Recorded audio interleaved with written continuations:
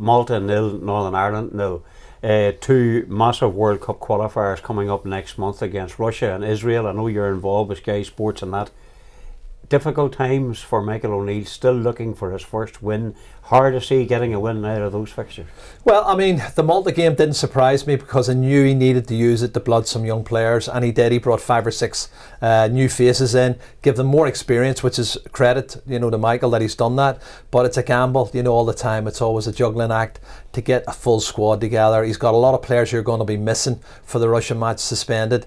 So he has to find a new striker or strikers. Russia undefeated so far in the competition, haven't dropped a point. That would be a massive scalp to take.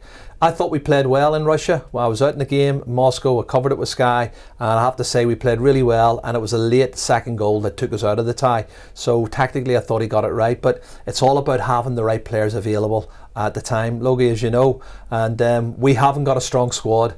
It's going to be very, very difficult. I'll probably take a draw now, although Michael's desperate for a win. And exactly the same with Israel. Israel's ranked about 40 or 50 places higher than Northern Ireland in the world rankings. And they're a very good side technically. And lots of their players are playing in the top flight in football. So again, they're going to be difficult opposition. But we have beat them before. I remember back in 1982, we had to beat them to qualify for the World Cup. So, who's to say we can't do it again? Interesting you talk about there, with your experience, you were involved as a player and of course involved in management.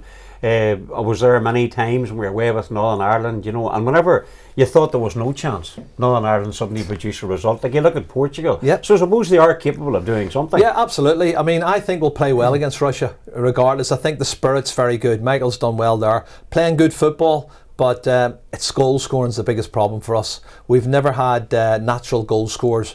When I was playing, I wasn't a natural goal scorer. We had to work hard. We had to keep clean sheets and take 3 or 4 chances and stick one of them in the back of the net. Now we've got Kyle Lafferty, who is probably a great target man, but we need somebody to play off him. And whether it's going to be young Dixie Deans, it's going to be him, Dean Shields, if it's going to be him or someone else, then they have to find him now. David Healy was a prolific goal scorer, but we haven't got the David Healys around now. And again, it's the new, younger breed that has to come through and show us the way. I'm still optimistic that we could pull off a shock and beat Russia in Windsor Park and Israel as well. And I would say we need to win both games to have a chance of qualifying.